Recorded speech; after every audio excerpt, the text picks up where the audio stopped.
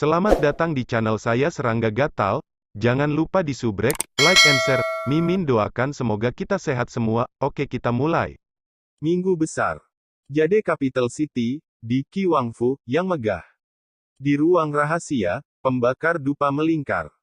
Pangeran kedua Zhou Zikun, yang dikanonisasi sebagai Raja Qi oleh Kaisar Zhou Agung 2 tahun lalu, duduk di sana dengan wajah muram dan jelek. Di tangannya, dia memegang erat surat rahasia dari Gunzu barusan. Surat itu mengatakan bahwa setiap orang yang dipimpin oleh Xiang Tianqiu tewas dengan mengenaskan di puncak Gunung Barat. Di antaranya adalah Yue Changyuan dari keluarga Su di Jade Capital City, dan Qin Changshan serta Grandmaster lainnya dari 5 lapisan. Di pihak Pangeran ke-6, tidak ada korban jiwa. Surat rahasia itu juga menganalisis bahwa orang yang membantu Pangeran ke-6 memutuskan hasilnya diduga adalah Su Yi. Berita ini tidak menjelaskan secara detail, tetapi membuat Zhou Zikun murka. Kakak kedua, sejak kejadian itu terjadi, tidak perlu marah tentang hal itu. Yang terpenting adalah memahami sikap ayah terhadap masalah ini.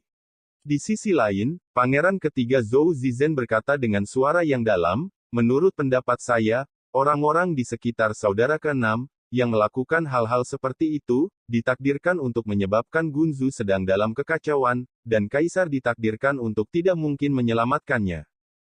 Kata-katanya tenang dan dingin. Kursi Gubernur Gonzu hilang, saya tidak peduli, saya hanya tidak berharap bahwa saudara ke-6, pelacur biasa-biasa saja dan berlebihan, memiliki cara seperti itu. Zhou Zikun dengan cemberut berkata, sebelumnya, kita semua meremehkannya. Saya rasa tidak. Mata Zhou Zizen berkilat, keberhasilan atau kegagalan pesta teh ini, dalam analisis terakhir, terletak pada Su Yi saja. Mata Zhou Zikun sedikit menyipit, dan berkata, menurut informasi yang saya tanyakan, meskipun putra ini berasal dari keluarga Su, dia sangat tak tertahankan. Ditinggalkan, bahkan ayahnya, Su Hongli, menganggapnya sebagai anak yang jahat dan sulit diatur. Saya tidak bisa membayangkan bagaimana orang seperti itu bisa memiliki cara yang luar biasa. Zhou Zizen mengangguk dan berkata, memang ada banyak hal aneh tentang anak ini, tetapi kita tidak perlu mengambil tindakan sama sekali, keluarga Su di Yujingcheng tidak akan pernah meninggalkannya sendirian. Pada akhirnya, ada kilatan dingin di matanya. Ekspresi Zhou Zikun sangat melunak, dan berkata, kakak ketiga, kamu benar, putra ini berani membunuh Yue Changyuan, di Aken keluarga Su, ini akan membuat Su rumah sangat marah. Setelah jeda, dia mencibir, dengan posisinya yang tak tertahankan dalam keluarga Su, ada begitu banyak hal abnormal dalam dirinya, aku Su. Anggota keluarga tidak akan pernah acuh tak acuh. Pada saat ini, suara melengking tiba-tiba terdengar di luar ruang rahasia, yang mulia, ada berita dari istana. Zhou Zikun segar kembali dan langsung bertanya, apa kata ayahku? Di luar ruang rahasia, suara melengking itu membawa sentuhan rasa hormat, setelah mendengar berita tentang pesta teh Gonzu, yang mulia terdiam selama setengah jam, dia minum segelas anggur lagi, lalu tertawa terbahak-bahak, dan berkata, Liu Liu, anak ini agak mirip denganku saat itu. Zhou Zikun dan Zhou Zizen saling berpandangan, ekspresi mereka sedikit berubah. Bukan saja sang ayah tidak marah, tapi sepertinya dia menghargai tindakan kakak ke-6 kali ini. Ini tidak bagus.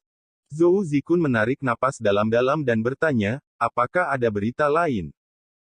Suara melengking di luar ruang rahasia menjawab dengan suara rendah, Guru Nasional Hong Sensang menyarankan agar kita memeriksa detail pemuda bernama Su Yi. Yang mulia berkata, ini masalahnya keluarga Su, dan itu harus diselesaikan oleh keluarga Su sendiri. Zhou Zikun tercengang, dan berkata, ternyata guru nasional juga melihat ada yang salah dengan Su Yi, lalu. Apakah ayah kerajaan membicarakanku? Tidak.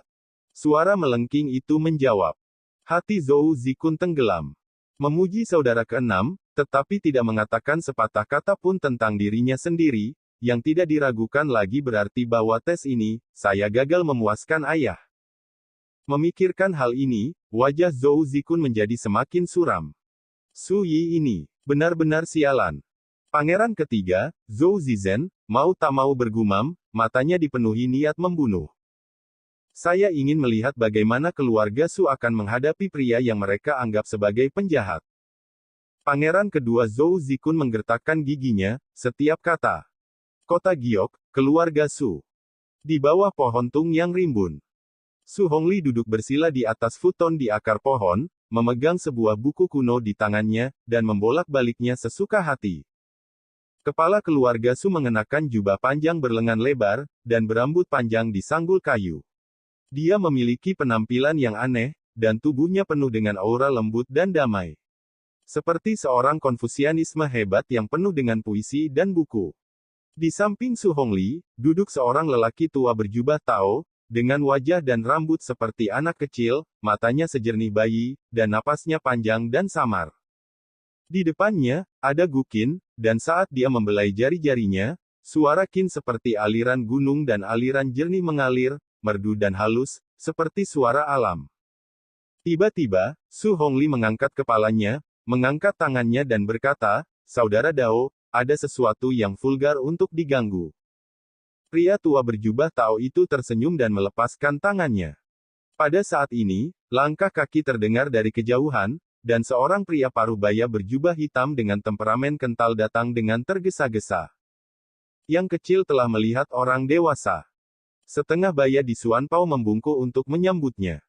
"Katakan sesuatu." Su Hongli berkata lembut. Xuanpao parubaya mengangguk dan berkata dengan lembut, "Tuan, ada berita dari Gunzu, mengatakan."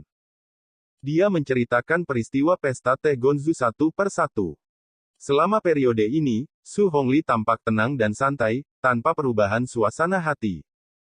Dan ketika lelaki tua berjubah Tao di samping mendengar nama, Su Yi, dia sedikit terkejut, dan matanya yang jernih dipenuhi dengan pemikiran. Sampai Xuanpao setengah baya selesai berbicara, Su Hongli memerintahkan.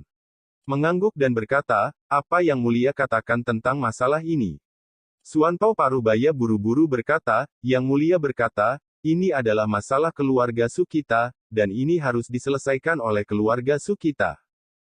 Su Hongli meletakkan gulungan itu di tangannya di atas meja, memandang Xuanpao setengah baya, dan bertanya dengan santai. "Apakah Su Yi bertindak atas nama keluarga Su?" Pada saat matanya tertuju, tubuh setengah baya Xuanpao membeku, seolah-olah sedang diawasi oleh para dewa di langit. Tekanan yang tak terlihat membuat lutut Xuanpao parubaya menjadi lemah, dan punggungnya terasa dingin. "Seharusnya tidak." Xuanpao parubaya menundukkan kepalanya dalam-dalam. Su Hongli bertanya lagi, "Apakah dia sudah melangkah ke ibu kota Giok?" "Tidak." Kali ini, Xuanpao setengah baya menjawab dengan tegas. Su Hongli menghela nafas, membuang muka, mengangkat tangannya untuk mengambil gulungan kuno pada kasing dan membacanya, dan bertanya. "Siapa yang meminta Yue Changyuan untuk ikut campur dalam pertempuran antara pangeran kedua dan pangeran keenam?" Xuanpao setengah baya gemetar di dalam hatinya, dan dia berkata dengan berani, "Itu seharusnya perintah dari wanita keempat." Istri keempat adalah istri keempat, Yu Qingzi, yang paling disukai oleh Su Hongli. Su Hongli mengangguk, tidak terkejut. Dia memandang pria tua berjubah Tao di sebelahnya dan berkata, "Saudara Tao, bagaimana menurutmu masalah ini harus diselesaikan?" Pria tua berjubah Tao itu tersenyum dan menggelengkan kepalanya, "Ini urusan keluargamu, aku tidak bisa mencampurnya." Su Hongli juga tersenyum dan berkata, "Yah, kamu memiliki temperamen yang terpisah, dan kamu membenci keterikatan duniawi ini, jadi aku tidak akan mempermalukanmu lagi." Dia melihat kembali ke Xuanpao setengah baya, dan berkata, "Kirim surat wasiatku, biarkan Pei Wensan pergi ke Gonzu secara langsung, dan beritahu penjahat itu, selama dia menundukkan kepalanya dan mengakui kesalahannya. Kesalahan, saya bisa memberinya kesempatan untuk berubah pikiran." Kata-katanya santai dan tenang, seolah-olah berbicara tentang masalah sepele, tidak masalah jika dia menolak, saya bisa memberinya waktu untuk memikirkannya, dan itu akan terjadi. Terbatas pada hari ke-5 Mei. Pergi. Ini. Xuanpao parubaya menerima perintahnya dan bergegas pergi. Baru setelah sosok setengah baya Xuanpao menghilang, lelaki tua berjubah Tao itu berkata dengan emosi, "Kultivasi sesama penganut Tao menjadi semakin kuat, dan ada kecenderungan untuk cocok dengan langit dan bumi." Dengan latar belakang seperti itu, Anda dapat dengan mudah memasuki Yuandao, tetapi mengapa Anda enggan untuk menerobos? Su Hongli berpikir sejenak, dan berkata dengan tenang, pemandangannya harus jangka panjang. Jika Anda ingin memasuki jalur Yuandao, sedini 10 tahun yang lalu, saya bisa menginjaknya dengan mudah. Tapi aku meminta lebih dari itu. Setelah jeda, dia tersenyum dan berkata, Saudara Dao sudah menjadi anggota Yuandao, dan Anda harus jelas bahwa keduanya adalah pembudidaya Yuandao, tetapi kekuatan setiap orang sangat berbeda. Saya, Su Hongli, membenci jalan biasa itu. Budidaya Yuandao. Pria tua berjubah Tao menyipitkan matanya sedikit dan berkata, sudah diketahui dunia bahwa di antara 10 sekte bela diri besar di dinasti Zhou besar, teman Tao dan negara guru Hong Sensang memiliki latar belakang terdalam. Tidak dapat diprediksi, saya menantikan jalur Yuandao seperti apa yang dapat ditempuh oleh rekan-rekan Taois. Mata Su Hongli jatuh pada gulungan di tangannya, dia terdiam beberapa saat, lalu berkata dengan lembut, jangan khawatir. Pria tua berjubah Tao itu mengangguk dan tidak berkata apa-apa lagi. Ini juga keluarga Su. Tak lama setelah perintah Su Hongli dikeluarkan, wanita keempat, Yu Qingzi, mendapat kabar. Tuan sebenarnya bermaksud memberi binatang kecil itu kesempatan untuk mereformasi dirinya sendiri. Dia juga mengirim Marquis of Yusan, Pei Wensan, untuk pergi ke sana secara langsung. Yu Qingzi merasa tidak nyaman untuk sementara waktu, sepasang alis gelap juga sedikit mengernyit, dan ada sorot gelap di matanya. Pei Wensan, berjudul Yusan Hou, adalah salah satu nama keluarga Hou di luar Dazu 18 Road. Semua orang tahu bahwa di antara 9 raja dengan nama keluarga asing, keluarga Su secara eksklusif menempati 3. Di antara 18 Luhou dengan nama keluarga asing, keluarga Su secara eksklusif menempati 5 dari mereka. Yusan Hou Pei Wensan adalah salah satunya. Jangan khawatir, Ibu, meskipun ayah memberi Sui kesempatan untuk berubah, dia tidak ingin menggunakannya kembali. Su Boning tersenyum dan berkata, sebaliknya, menurutku, ayahku memberi Su Yi ultimatum. Dia adalah putra Su Hongli, peringkat kelima, 16 tahun ini. Yu Qingzi terkejut, apa maksudmu? Su Boning berkata dengan fasih, ayahku berkata bahwa dia akan memberi Su Yi waktu untuk memikirkannya, dan batas waktunya adalah hari kelima bulan lunar kelima. Apakah ibuku lupa bahwa Su Ibu Yi, Ye Yufei, dihapuskan oleh ayahku pada hari kelima bulan kelima lunar? Mata Yu Qingzi berkilat dingin, tentu saja aku ingat, pada hari itulah dewa itu kehilangan identitas dan statusnya dan sepenuhnya dimasukkan ke dalam istana yang dingin. Sejak saat itu, bajingan ini tidak mampu sakit parah, dan dia berjuang sampai dia meninggal pada hari kedua bulan kedua tahun berikutnya. Su Boning berkata dengan santai, ya, ketika ayah saya menghapus Ye Yufei pada hari kelima bulan lunar kelima, kali ini saya mengubah batas waktu untuk Su Yi untuk direformasi, sama dengan tanggal 5 hari Mei. Ini tidak diragukan lagi merupakan peringatan bagi Su Yi bahwa jika dia tidak bertobat, dia akan sepenuhnya dihapuskan seperti ibunya Ye Yufei. Yu Qingzi mendengarkan dengan kekaguman di matanya, dan berkata dengan penuh emosi, Boning, kamu sangat mirip ayahmu ketika dia masih muda. Meskipun dia masih muda, dia sudah memiliki kebijaksanaan dan kekuatan. Su Boning sedikit membungkuk dan berkata sambil tersenyum, ini tidak dapat dipisahkan dari kultivasi ibuku yang cermat. Yu Qingzi tersenyum dan mengoreksi, ini tidak dapat dipisahkan dari kultivasi ayahmu yang cermat, tanpa ayahmu, bagaimana mungkin kamu pada usia 16 tahun, melangkah ke ranah master, dan menjadi yang paling bakat seni bela diri yang menarik dari generasi muda di kota Yujing. Setelah jeda, wajah Yu Qingzi menunjukkan sedikit kedinginan lagi, adapun Su Yi, binatang kecil ini. Karena ayahmu telah membuat keputusan, maka aku akan menunggu sampai lihatlah pada hari kelima Mei untuk melihat apakah dia akan mereformasi dirinya sendiri. Su Bokui tersenyum, di mata anak itu. Keluarga Su ini tidak punya tempat untuknya, Su Yi, dan tidak masalah apakah dia telah berubah atau tidak. Kediaman Soseki. Pada siang hari, Su Yi dan Cha Jin sedang makan bersama. Yuan Loyu datang dengan semacam prajurit bersisik merah dan sebuah kotak besar. Tuan Su, kotak ini berisi beberapa relik yang dikumpulkan dari puncak Gunung Barat. Yang Mulia ke-6 secara pribadi menyuruh saya untuk menunggu sampai barang itu dikirim. Yuan Loyu membungkuk memberi hormat, dan alisnya penuh kekaguman. Pertempuran hari ini di puncak Gunung Barat sangat mengejutkannya, dan ketika dia menghadapi Su Yi lagi, dia bahkan lebih kagum. Su Yi mengangguk dan berkata, biarkan saja di sana. Yuan Loyu berpikir sejenak, lalu berkata, Tuan Su, ayahku berkata bahwa dia ingin datang mengunjungimu, menurutmu kapan waktu yang tepat? Besok. Su Yi berkata dengan santai. Segera, Yuan Loyu berpamitan dengan tergesa-gesa. Di masa lalu, dia berani mengobrol dengan Su Yi Duo untuk sementara waktu. Tapi setelah apa yang terjadi hari ini, untuk beberapa alasan yang tidak diketahui, ketika menghadapi Su Yi, dia menjadi sangat terkendali, dan bahkan merasakan tekanan yang tidak terlihat.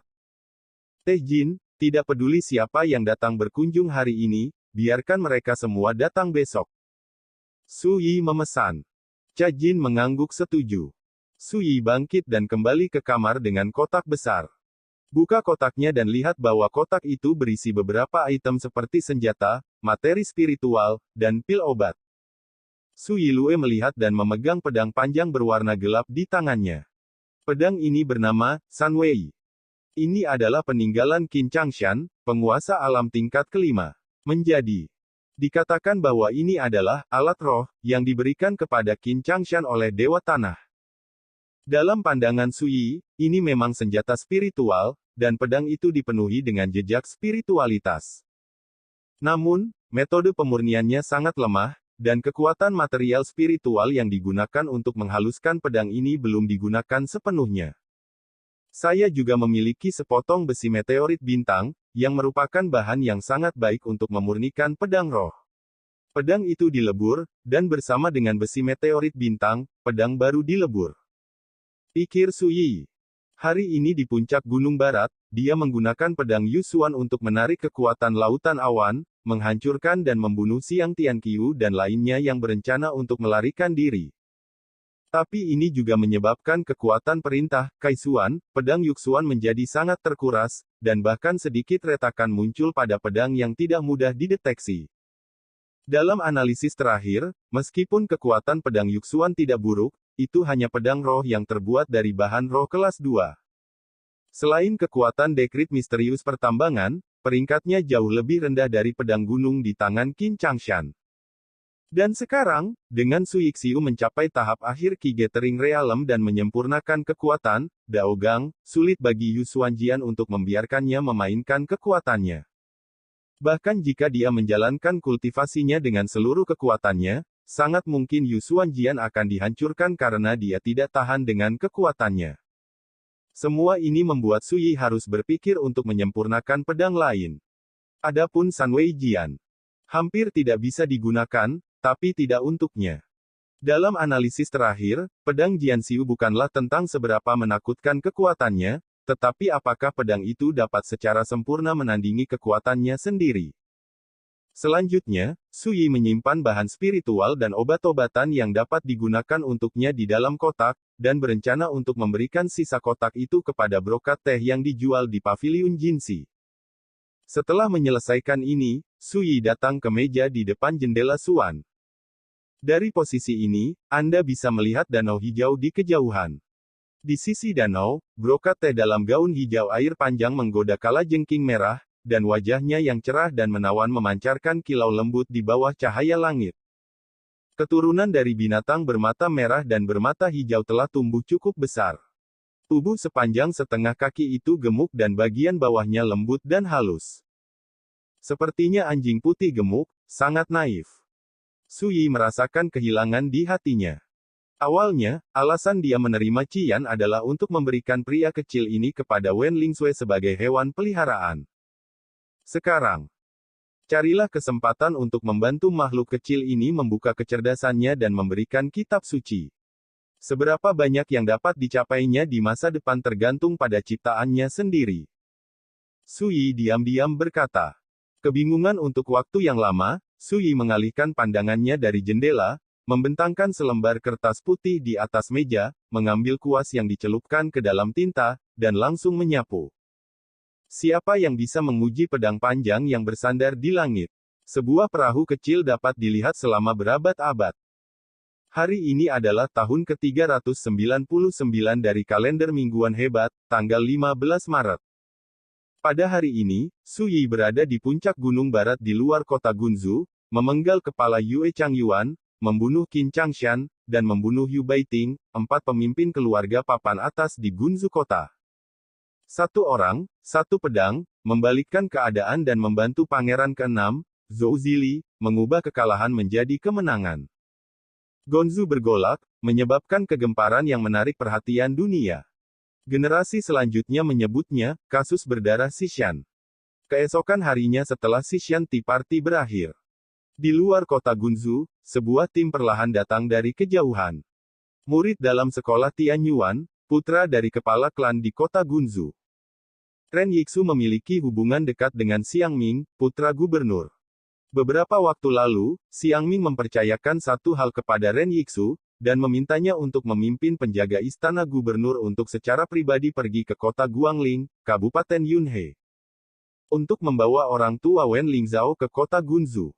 Sekarang, Ren Yixu lebih dari menyelesaikan tugas dengan sukses, dan bahkan wanita tua dari keluarga Wen telah mengambilnya, dan sekarang dia berada di kereta di belakangnya. Semuanya, kota Gunzu ada di kejauhan. Saya akan membawa Anda langsung ke istana gubernur nanti. Biarkan saya menunjuk ke kejauhan dan berbicara dengan keras. Tirai jendela kereta telah diangkat, dan Wen Changjing tersenyum dan mengepalkan tinjunya, Tuan Muda Lao dan sekelompok penjaga akan memperkosamu di sepanjang jalan. Kepala keluarga Wen, ketika dia berada di kota Guangling, juga seorang pria besar yang dikagumi semua orang, dengan kehadiran yang kuat.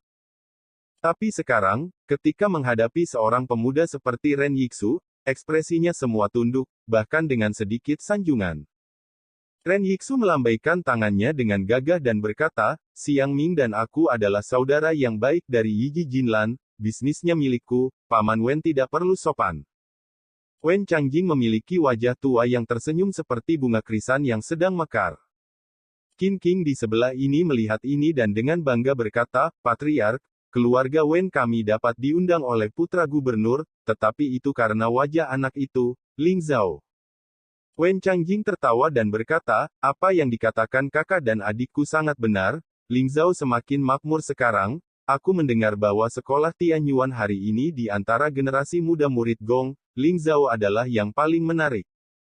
Qin King berkata dengan penuh kemenangan, itulah sifatnya. Di samping, Wen Changtai adalah orang yang jujur, dan pendiam. Wanita tua Wen, yang duduk di tengah, sedikit tidak senang dan mengerutkan kening, hanya saja saya diundang ke rumah gubernur. Apakah itu sepadan dengan harga diri Anda? Qin King kehilangan kata-kata. Wen Changjing menghela nafas dengan emosi, Nyonya tua, Anda telah melihat dunia di kota Yujing ketika Anda masih muda, jadi tentu saja Anda tidak akan peduli dengan kekuatan gubernur suatu negara. Tetapi tidak peduli apa, membandingkan keluarga Wen kami dengan rumah gubernur, itu hanyalah celah antara sungai dan laut. Wanita tua itu mendengus dan menyela, oke. Merasakan bahwa wanita tua itu tampak sedikit tidak puas, Wen Changjing juga segera diam. Segera, tim memasuki gerbang kota-kota Gunzu dan pergi jauh-jauh ke rumah gubernur. Sampai mereka tiba di gedung megah istana gubernur, Ren Yixu turun dari kuda dan berkata sambil tersenyum, semuanya, istana gubernur ada di sini. Wen Changjing dan yang lainnya turun dari kereta satu demi satu. Ketika dia melihat gerbang istana gubernur, yang begitu keras, bahkan wanita tua Wen tidak bisa menahan diri untuk sedikit berhati-hati, dan dia merasa sedikit gugup di hatinya. Meskipun dia adalah pelayan di keluarga Su di kota Yujing, dia hanyalah seorang pelayan, dan statusnya rendah. Adapun Wen Changjing, Wen Changtai dan Qin King, mereka semua kaku, dan ada kekaguman yang tak terkendali di alis mereka. Bagi mereka, gubernur suatu negara, yang bertanggung jawab atas hidup dan mati, tidak ada bedanya dengan kaisar negeri itu. Ren Yixu memiliki pemandangan panorama ekspresi keluarga Wen, dan hatinya tertawa terbahak-bahak. Sekilas, dia bisa melihat bahwa anggota keluarga Wen ini belum pernah melihat apapun di dunia ini. Dia berdeham dan berkata, semuanya, ikut aku. berbicara, dan berjalan lurus menuju gerbang istana gubernur. Semuanya, silakan tinggal. Di depan gerbang istana gubernur, 2 tim pengawal elit ditempatkan. Ketika mereka melihat Ren Yixu datang, seorang pria kurus segera melangkah maju. Anda tidak mengenali saya. Ren Yixu tertegun sejenak. Dia dan Xiang Ming memiliki hubungan dekat. Ketika dia datang ke istana gubernur sebelumnya, tidak ada yang berani menghentikannya. Pria kurus itu berkata dengan dingin, berani bertanya siapa yang dicari putranya. Wajah Ren Yixu sedikit jelek, dan dia berkata, kamu bajingan, kamu bahkan tidak mengenalku lagi, tolong menyingkirlah bagi mereka yang berakal. Jika tidak, tunggu aku. Melihat Paman Xiang, kamu harus dihukum karena ketidaksopananmu. Mata lelaki kurus itu main-main, Paman Xiang.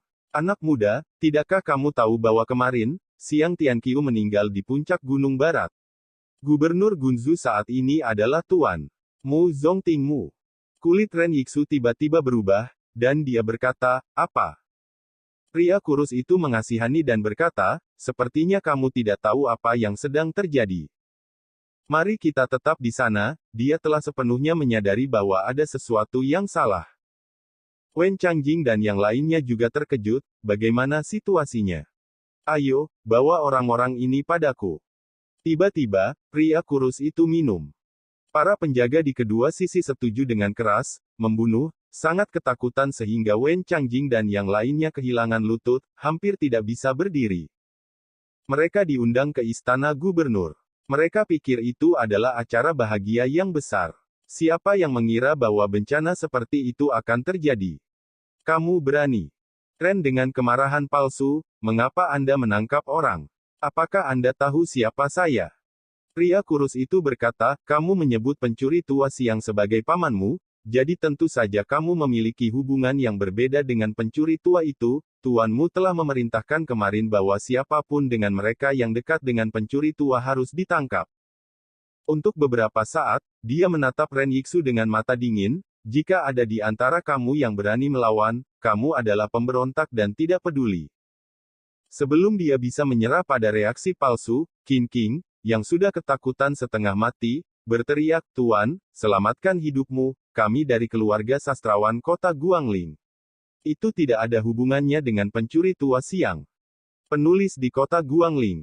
Pria kurus itu tercengang, matanya tiba-tiba berubah samar. Tepat. Wen Changjing melihat ini, dan mengangguk cepat, kami diundang ke rumah gubernur kali ini, dan kami tidak mengenal Xiang Tianqiu sebelumnya. Dia juga ketakutan, dan kata-katanya gemetar. Ada apa di sini? Pada saat ini, 2 orang keluar dari rumah gubernur, satu adalah gubernur baru Mu Zongting, dan yang lainnya adalah pangeran ke-6 Zhou Zili. Keduanya menatap pemandangan di depan mereka dengan aneh. Pria kurus itu bergegas maju dan berkata, Yang mulia, Tuanmu, orang-orang ini mengatakan mereka berasal dari keluarga Wen kota Guangling. Dia memperkenalkan situasinya secara singkat. Zhou Zili tercengang, matanya menyapu. Pada saat ini, Ren Yixu berkeringat dingin. Yang mulia, apakah pemuda ini seorang pangeran? Wanita tua Wen juga berubah warna. Saat menghadapi tatapan Zhou Zili, dia menundukkan kepalanya tanpa sadar, dan hatinya bergejolak. Dia samar-samar bisa melihat bahwa ada perubahan besar di rumah gubernur. Jika tidak, bagaimana mungkin sosok terhormat yang disebut, Yang Mulia, muncul di sini? Apakah Anda juga seorang penulis? Zhou Zili menatap Ren Yixu. Ren Yixu buru-buru menangkupkan tangannya dan berkata, saya di kantor berikutnya, Yixu, yang merupakan anggota keluarga di kota, dan sekarang berlatih di Akademi Tianyuan. Zhou Zili menghela nafas, membuang muka, memandang Wen Changjing dan yang lainnya, dan berkata, karena kamu mengatakan kamu berasal dari keluarga Wen, maka ikutlah denganku. Berbicara, dia meletakkan tangannya di punggung dan berjalan ke kejauhan. Tolong semuanya. Mu Zongting mengangkat tangannya ke arah Wen Changjing dan yang lainnya. Wen Changjing dan yang lainnya saling memandang, dan meskipun hati mereka penuh keraguan, bagaimana mereka berani menolak dalam keadaan seperti itu? Saya segera menindaklanjuti. Jaga dia dulu.